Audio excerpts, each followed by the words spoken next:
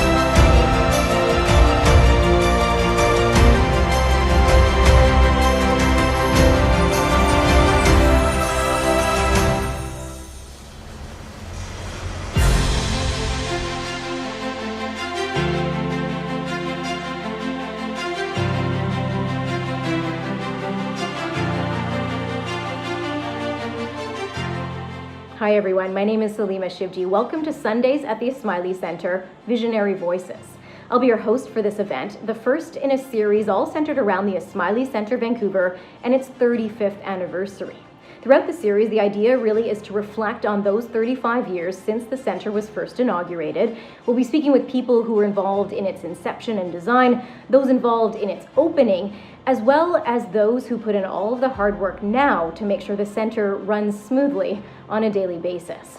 To start things off on today's program, here is the Aga Khan Council for Canada President, Ismaili Centre. Distinguished guests, ladies and gentlemen, it is an honor to provide welcome remarks on this special occasion, the 35th anniversary of the Ismaili Centre Vancouver. We are privileged to have former Prime Minister Brian Mulroney join us today. Prime Minister Mulroney inaugurated the Ismaili Centre, and so we are fortunate to have him with us for this celebration exactly 35 years later. I recall Mr. Mulroney's words at the opening ceremony when he spoke of Canada as a place in which diversity is a strength and in which we are protected from the winds of violence and unrest that have afflicted so many parts of the world. The Ismaili Centre in Vancouver is one of 6 centres worldwide and was the first of its kind in Canada, the second being the Ismaili Centre in Toronto. The others are in Lisbon, Dushanbe, Dubai and London, cities that, much like Vancouver, contribute to a rich tapestry of global heritage, each drawing on their own respective histories, traditions, and cultures. The Ismaili Centre Vancouver serves as a symbolic marker of the permanent presence and core values of the Ismaili community in Canada. In its architecture, programs, and activities, the centre reflects a mood of humility, forward outlook, and friendship.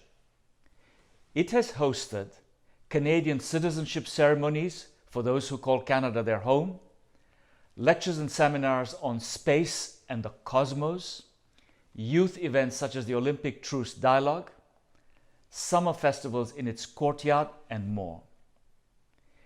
In its design, the centre illustrates and represents our intellectual and spiritual understanding of Islam and its social conscience. Its spaces serve as areas for social and cultural interaction, spiritual contemplation, as well as intellectual engagement and exchange. As a bridge to friendship and understanding, the centre enhances relationships amongst the diverse peoples, communities, governments, and civil societies of Canada. Over time, it has become a place for learning, celebration, and exchange of ideas that foster the value of pluralism, which is core to the Canadian ethic. In this way, since its inauguration, the Ismaili Centre Vancouver has served as a place where Canadians come together to cultivate and deepen bonds with both one another and our single Creator. Speaking of our bonds with our Creator and the limitless presence of Spirit in all matter, visible in every direction we turn, Mr. Mulroney had described the Ismaili Centre as a building that tests not just our appreciation of form and light, but of the intellectual and spiritual messages that are revealed in its marble, sandstone, and glass. We hope the Ismaili Centre will continue to serve the role of deepening bonds for many generations yet to come. As the Ismaili community approaches the milestone of 50 years of settlement in Canada, the Ismaili Centre Vancouver will continue to stand with permanence for the values of hope, peace, intellectual exchange, and pluralism for Canadians from all walks of life. Thank you, Mr. Mulroney, and all our distinguished leadership and guests for being part of our celebration today, and to all those who have contributed to make His Highness the Aga Khan's vision for the Ismaili Centre a reality. Thank you.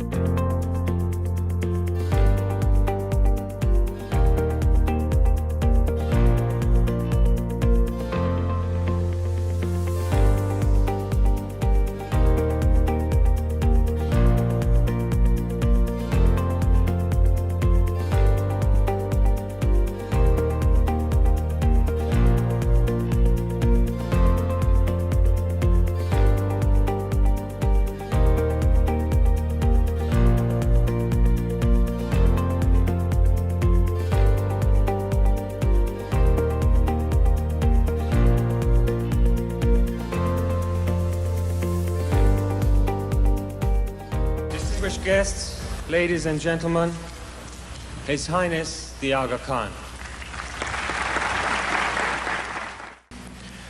Right Honourable Prime Minister, Honourable Premier of British Columbia, Honourable Ministers, distinguished guests. 3 years ago and 1 month, I had the honour of inviting the former Lieutenant Governor to lay the foundation stone of the building which we now see complete before us. Today it gives me the very greatest pleasure to welcome here the Prime Minister, Mr. Mulroney, and to thank him for agreeing to perform the opening ceremony.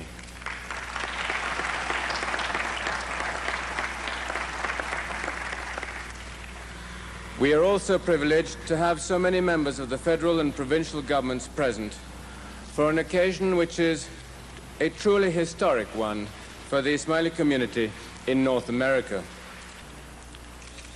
The Ismaili community has sought to create a building here which is both Islamic in its architectural inspiration and of a quality to enhance the overall distinction of Burnaby.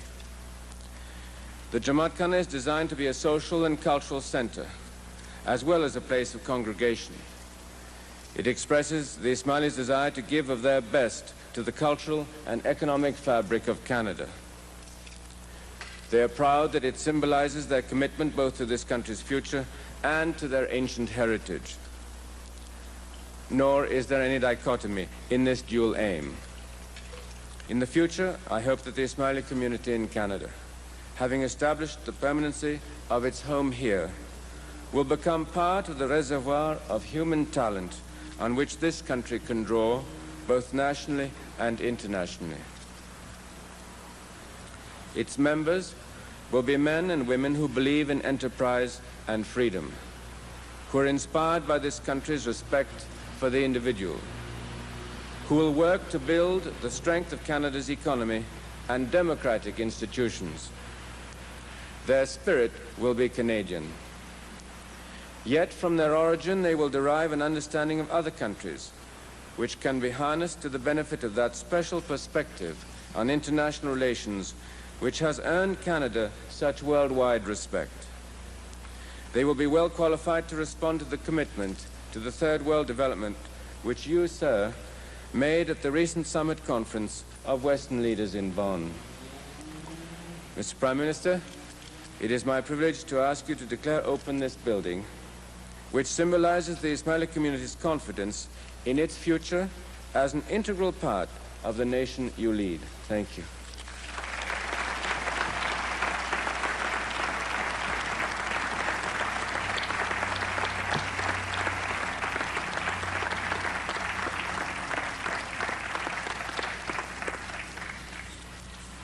Your Royal Highnesses, Mr. Premier, members of the Cabinet, members of the House of Commons, ambassadors, distinguished guests, and friends. Your Royal Highness, as you spoke a moment ago, I couldn't help but, looking at the crowd, make a small note to myself on the back of the program, because I thought I got, as you spoke, here today a small glimpse of Canada and what this country is all about. Because surely, Your Royal Highness, only here could you have a French-speaking Prime Minister of Irish origin from Quebec opening an Ismaili Centre in British Columbia designed by an architect of Italian Catholic origin.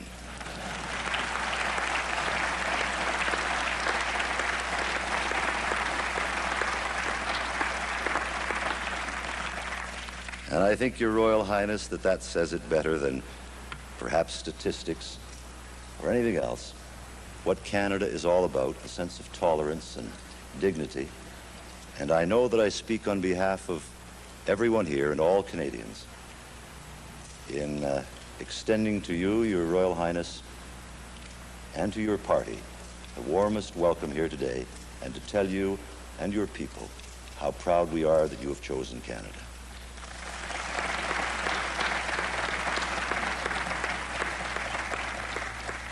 I thank you in a special way for inviting me to share this important day with you. I know how much satisfaction you must all be taking in the accomplishment of such an important cultural and religious task. This building, I toured it a little earlier, makes our senses dance to the music of visual art, great tribute to the architect, and an art which tests not just our appreciation of form and light, but of the intellectual and spiritual messages revealed in the marble, sandstone, and glass brought to this beautiful city from so far away. So I've come to pay tribute on behalf of the people of Canada to the religion which inspired this building, to its people, and to His Royal Highness, the Aga Khan, and to the many other members of the Ismaili community whose generosity has given life to this beautiful religious center. Our philosophy, our values are reflected in this architecture. A building such as this is a compliment to Vancouver, to our nation, and to our civilization. And today, and I know I speak on behalf of representatives of all political parties whom I see here today, from all walks of life, when I tell the leadership of the community, and you, sir, that today we gather together to celebrate the opening of a building marked by subtlety and grace, and we do so with pride and affection.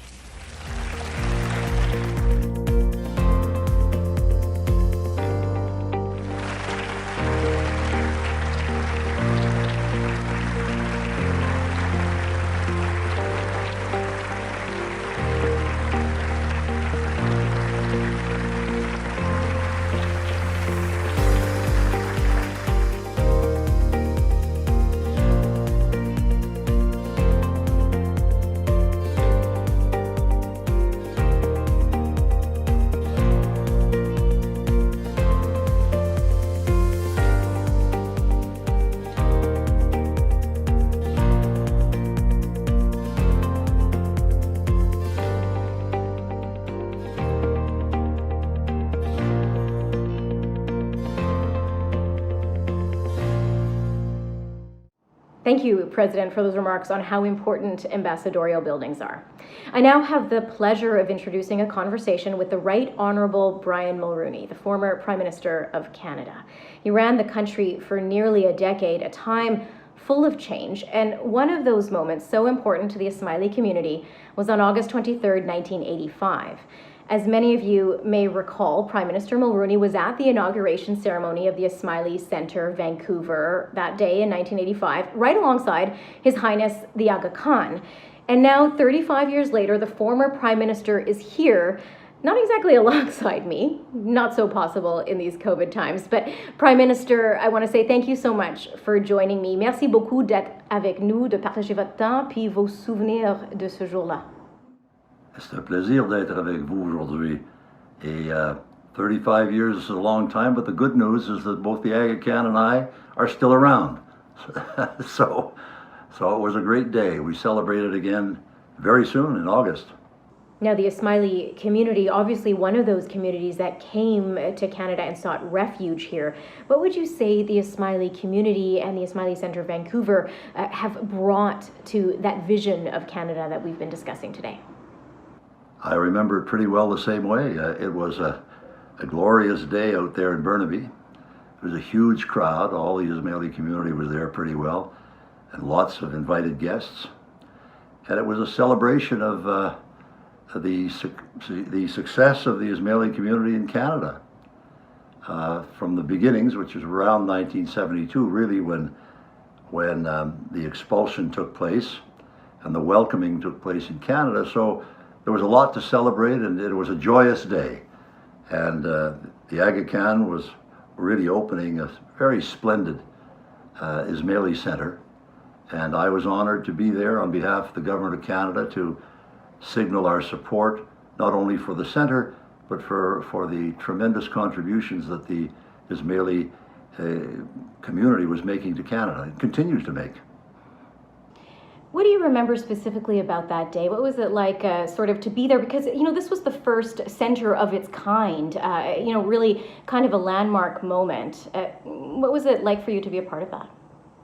Well, I thought it was an important day for a number of reasons, one of which is that, as you know, I've been very strong on immigration in Canada. In fact, I raised the immigration levels from about 80,000 to 250,000, the highest in history, while I was in office, because I always believed that the immigrants were an essential element of the growth of Canada. They bring loyalty, they bring family values, they bring courage, and they bring tenacity, and they're very enterprising. They contribute strongly to the well-being of all Canadians, and so I was thrilled to be there because the Ismaili community was, and turns out to be, one of the greatest elements of immigration that Canada has known since its foundation.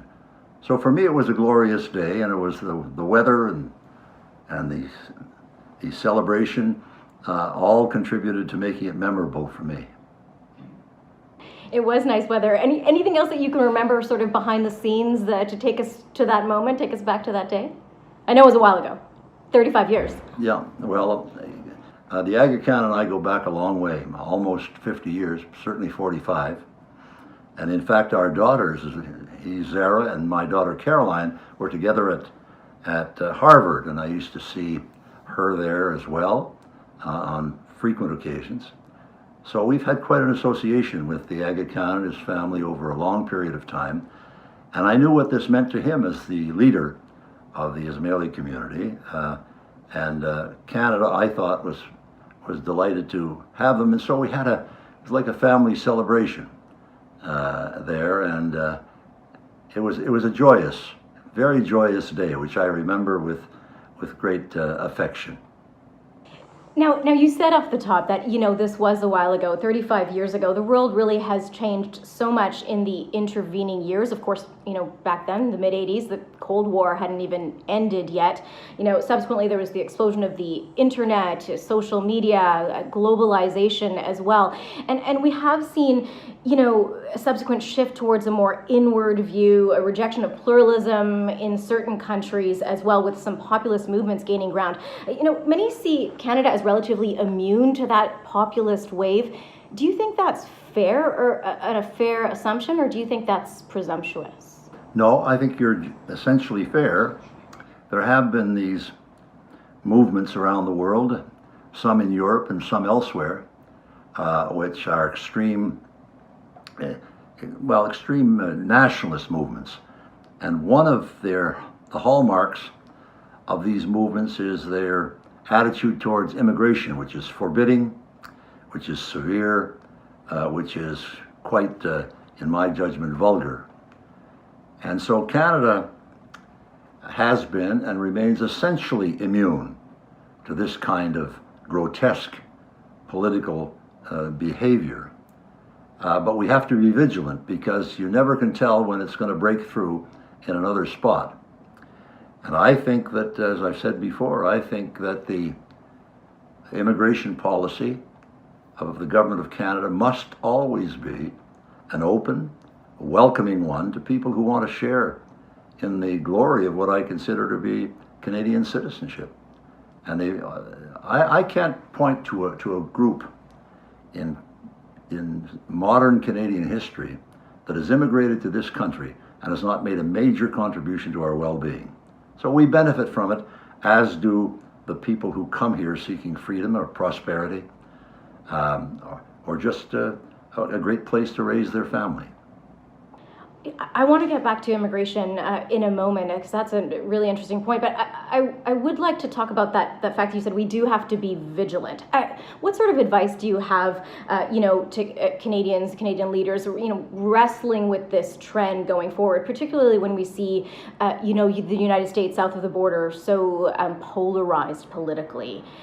What sort of advice do you have for how to be vigilant against those populist movements? Well, if you seek the leadership of a political party in Canada, and you become either Prime Minister or Leader of the Opposition, it is your duty and your moral responsibility to speak out and to speak up on these major preoccupations of the country. And if immigration is one of them, you should know the values that we respect. I passed the Multiculturalism Act in 1988 to give life to the section of the Charter which dealt with this matter, and to protect minorities, religious, ethnic, and so on. And if anyone forgets that, he or she is forgetting his role as a moral leader of the country as Prime Minister. Look, if the Prime Minister remains silent and mute when there's a great national challenge that occurs, then bad things are going to happen, as they did, for example, in the Second World War, when our immigration policy was very, very anti-Semitic, as you'll remember. When the St. Louis came to trying to get into Canada with 1,000 souls aboard, the Government of Canada turned it away, and many of those people were returned to Europe, where they were lost in concentration camps. And so we have to be fair to everybody, and that's what makes the glory of this nation. And anyone who doesn't subscribe to that general view, you can have differences on modalities, but to that general view, should not be holding high office in this country. It's really interesting that you mentioned the Multiculturalism Act, because I was going to ask you about it. Obviously, that was a world's first as well. It was a big deal when it happened. An integral part of Canada's identity for decades now. But you say, of course, political leaders today need to maintain those ideals and take that act to heart. What were the initial goals with that bill? What was so important to you to put that forward? Well, precisely to protect the reality of our immigrants, who brought new ideas, new religions, new attitudes, and so on. And it was to protect them as minorities and to assist in integrating them into the broader Canadian community and to share in our national values. And that was the inspiration for that act, and I was honored to bring it into the House of Commons and to cause it to be passed, because I felt that over time and in the fullness of time, things could happen that could endanger the well-being of our immigrants and our minorities if that were not protected by the Multiculturalism Act. And it is now, and it's worked very well, I must say, ever since. Now, it was an act as well, you know, to have a Canada that celebrates diversity, right? Every Canadian to be treated equally. How do you square those goals initially in the creation of the Multiculturalism Act with what we've been seeing in recent weeks, in recent months, in terms of protests against systemic racism and protests for change on that front, and for officials to be more aware of the current situation right now? Well, I recently was invited to do a piece for the Globe and Mail in which I set out what was referred to as an agenda for Canadian, new Canadian greatness after COVID-19. How do you address some of these major problems? And I pointed out that the challenge for us is also to begin dealing with the problems and systemic racism that's been associated with our Aboriginal communities, our Indigenous communities, for forever, really, and we have to deal with that. But systemic racism for our Black communities, and our communities of color, and our religious communities that are minorities, they have to be protected, like Fort Knox. You can't just have people pass legislation and say, well, look, I did my duty by passing the legislation. It is the Prime Minister's responsibility, and his cabinet and his government, whomever that turns out to be, and whatever political stripe, to say this is the law of Canada and we are going to enforce it. And we're going to enforce it by doing A, B, C, and D. And that's the way you move towards national greatness. Canada's a great country. It's always been generous and welcoming. But you know, we've made our mistakes, and there have been errors made as well.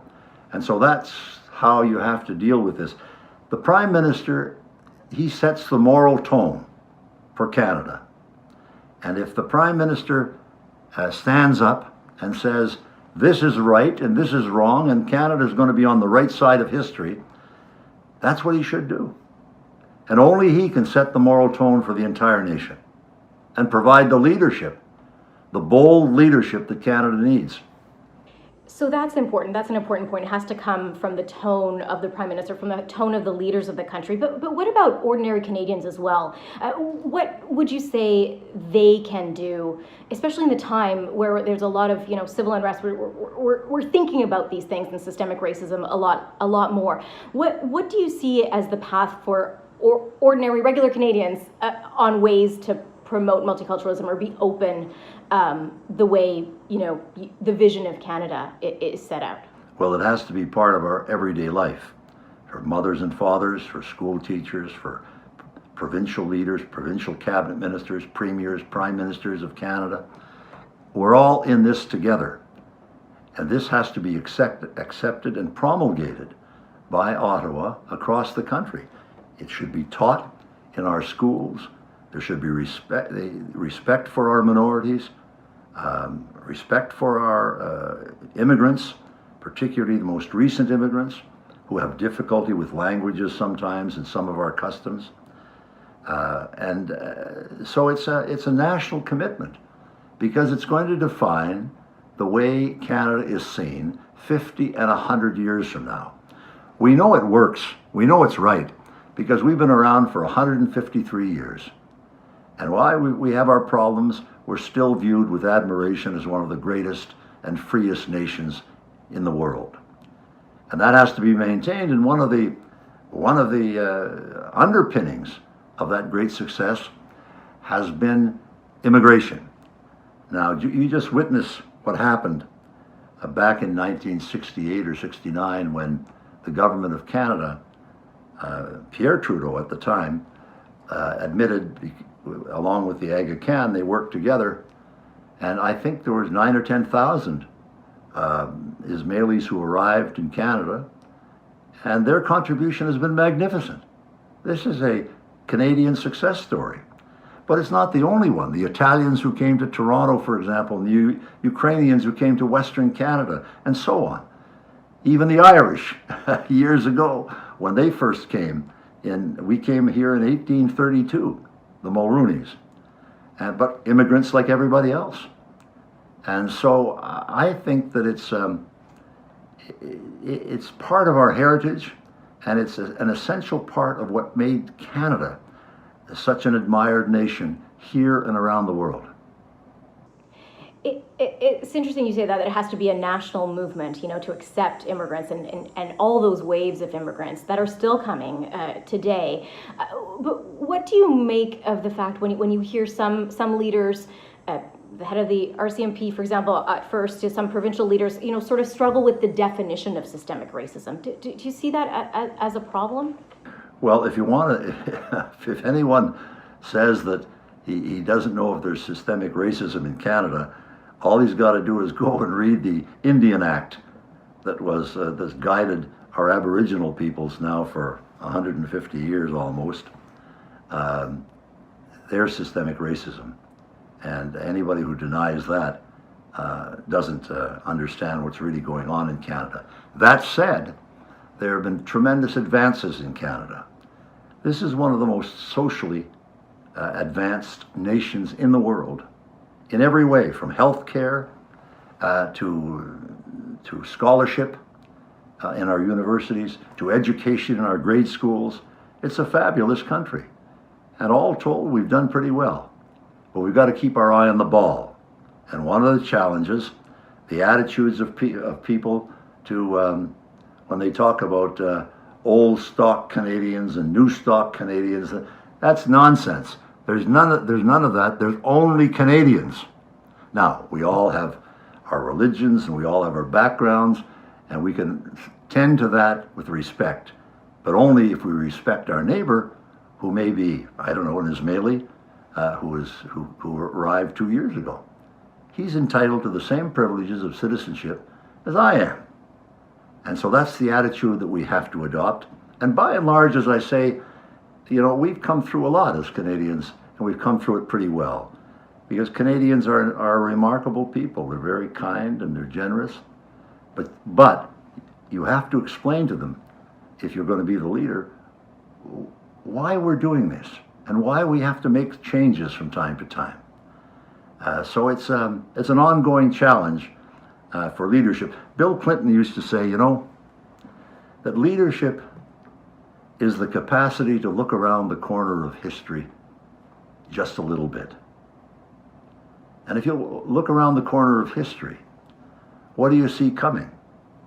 Well, we've got a tremendous country here, but we don't have very many people. We need immigrants to it. We need to fill this place up. I've suggested to 75 million. We're slightly under 40 million now. We'll start to have greater clout and greater resonance around the world if we had 75 million people. And so that's another policy that the government has to adopt, to accelerate and enhance the capacity of immigrant communities to come to Canada and to flourish in Canada. And I think it can be done. Now, it's interesting. I want to grill down on that a little bit, because you did talk about looking around the corner of history. Of course, we're in these unprecedented times with COVID-19 pretty much affecting every facet of the lives of Canadians, from their work lives, education, their home lives. It's everywhere. You mentioned immigration as a path forward, but when you look at the COVID crisis sort of affecting the world, the entire world, and Canada right now, some people say that's a way to a way that we can reimagine how things are in the country. You mentioned immigration as a path forward. What else do you see in your vision for the post-COVID world in Canada? Well, we've got things to do economically to sustain this policy, and to give Canadians employment opportunities. We got to, for example, break down interprovincial trade barriers that are costing us anywhere from $18 to $50 billion a year. You can trade, a company in Ontario can trade more easily with Michigan than they can with Quebec. This is lunacy, and this has got to come to an end. Another way is if Canada took the leadership to try and establish a free trade area of the Americas, which would be 35 countries with 1 billion people in Latin America, with generating about $30 trillion a year in GDP, with Canada right at the heart of that new trade arrangement. If you want to know how prosperous that would be, just look at NAFTA, which we did with President Bush a long time ago now. But NAFTA today is a grouping of 3 countries, Mexico, Canada, and the United States, which represents about 7% of the world's population, and yet it generates 29% of the world's wealth. That establishes conclusively to me that free trade is a great instrument of prosperity. And you need that prosperity to provide economic opportunity and freedom for our immigrant communities who are coming to populate our country, which is badly in need of waves of immigration. So it all fits together. And there are many things that the government can do. I laid out about 10 of them in that post-COVID-19 Canada that I was invited to write about. And I think there's lots we can do to maintain our growth and our prosperity, but most importantly, our freedom and our protections of minorities. We touched, a little bit on how this pandemic could be an opportunity to perhaps reimagine Canada and move forward in the post-COVID world. What do you see as sort of the role of institutions like the Ismaili Centre? What sort of role could they play in that reimagination, in changing Canada for the better, perhaps in the post-COVID world? Well, I think the Ismaili Centre is an indication of its own importance, because it provides leadership and counsel and guidance to an entire community. And because of the respect and the admiration in which that community is held, for example, we're talking now about Vancouver, that this has a ripple effect throughout society. And I know that the Ismaili community is and its leadership out there is determined to provide wise judgment and good leadership to its followers, but also to the rest of the community in helping us in a general way get out of this mess that we're in with COVID-19. Now, no one can solve it alone. No community can do that. But every one of us can contribute and do our own little bit. And that's the only way Canada is going to come out of this, with all of us cooperating together. Whether it was the First World War, or the Second World War, or Korea, or the Cold War, whatever. Canada was an active participant, and we played our own role, which was important, but not overpowering. But without countries like Canada, there would have been no solutions. And I take the same attitude with regard to the communities in Canada. There's no one overpowering community. We're all in this together, and all of our communities, like, for example, the Ismaili Centre in Vancouver, this is an instrument of leadership, and people look up to it and look up to it. And the principles of your religion that are enhanced and articulated by your leadership, these inspire other people. And they're consistent with the manner in which a great country like Canada continues to grow. And everybody needs that inspiration, right? Absolutely. You talked about, you've mentioned it a couple times in our conversation about that agenda for Canadian greatness that you outlined in the Globe and Mail. You talked a lot about immigration. I want to touch a little bit more on what else you see as part of that vision for Canadian greatness, to, the need to maintain our destiny as an exceptional nation whose citizenship is valued by countless millions around the world. What does that mean? What is that vision for you? Well, in the Old Testament, there's a statement to the effect from the prophet that young men have visions and old men dream dreams. And Canada needs the vision that only youth can provide, to satisfy the dreams of those of us who have gone before. One of the parts of this, of course, has to be a strong assertion of sovereignty in the North. There's our breadbasket for the future. 150 years from now, that's going to be where we were 153 years ago when the country was started.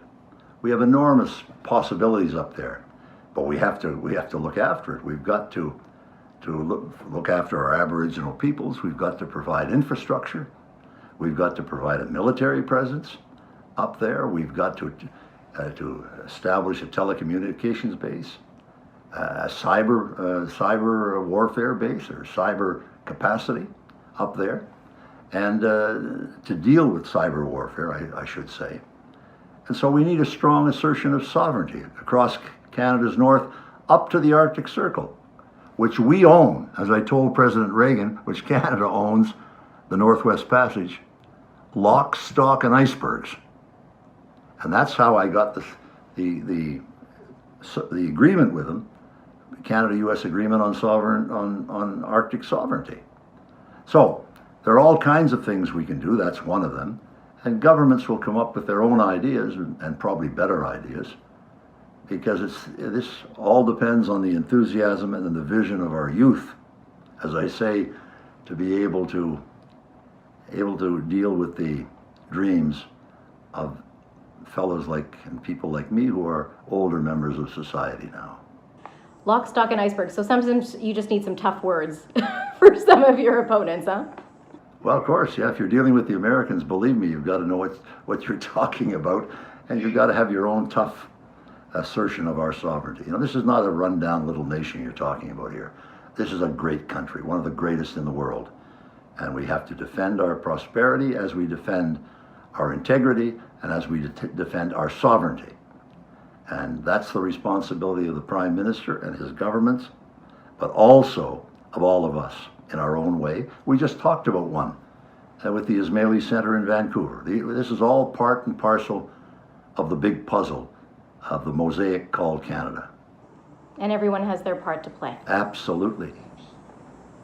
That's why everyone is so valuable to us, and that's why we welcome the ideas and the attitudes and the views of people from afar who come to find succor and sanctuary and prosperity in Canada for their families. And so to be true to those ideals, we have to live with the ideals and defend them, the ones we've been talking about, you and I today. Now, the Ismaili community, obviously one of those communities that came to Canada and sought refuge here. What would you say the Ismaili community and the Ismaili Centre Vancouver have brought to that vision of Canada that we've been discussing today?